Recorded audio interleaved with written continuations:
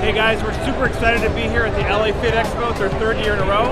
And what we're going to be doing today is we're going to be launching the Tasty Pastry. It's a low-carb Pop-Tart. It's got 3 to 4 grams of net carbs. And we love this show. This is our best place to be in LA.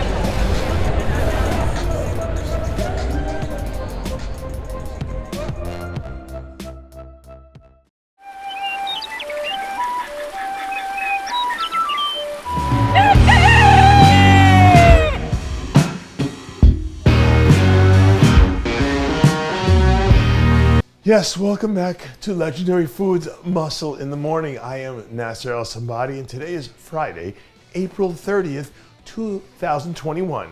And we will see what is going on in the world of bodybuilding and fitness. Yes. Yes, just in case you guys were wondering, no, I did not watch the Oscars last weekend because I think those award shows are very stupid. Yes, they are. It is just a bunch of celebrities patting themselves on the back for making movies 99% of us have not seen or do not want to see. But I'll tell you what, if they smarten up and they get a guy like Terrence Ruffin to put on one of those Oscar-worthy performances, well, one day I might consider watching it. But in case, yes, you missed it, last weekend, yes, Terrence gave everyone in the building at the NPC Thai Pope Classic a reason to give him a standing ovation. Yes, he is a good poser, because he delivered an award-worthy guest posing appearance. So if any of you guys watching this show know someone who knows someone, see, please, if you can make a few phone calls, because yes, we do need to do whatever we have to do to make sure we get more performances like this in front of a national audience. Thank you very much. Yes, at times I think we're all guilty of being sucked into some of the hyperbole that comes with bodybuilding. Yes, to a certain degree, it is just baked into the culture for that stuff to become part of the narrative with some of the athletes. But once you get to know someone like the blessing Awodibu, well, if you hear his story and you hear him talk and you hear me say things like, I believe I can change the culture of bodybuilding, yes, you start to understand he isn't talking in hyperbole. He genuinely means what he says. Yes, I like him.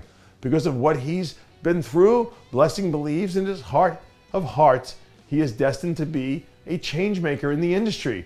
And even though there are parts of the persona that are almost like a, caricature like a Kai Green, you cannot deny the fact that there is something magnetic about him. And when people have that quality and they have that talent and the work ethic to match, well, 9 times out of 10, the results are that the combination ends up being, yes, very special. Oh yes, I know a lot of 212 fans who are very excited for the next weekend because there's so much hype leading up to the Indy Pro. Yes, I have made my pro debut there once before, and the whole start of the 212 season begins there too. So with that in mind, I want to put out a name there for someone who could be a potential dark horse candidate. His name is John Jewett. From a conditioning standpoint, the stuff we've seen from John over the last 2 or 3 weeks has been nothing, well, it's been fantastic.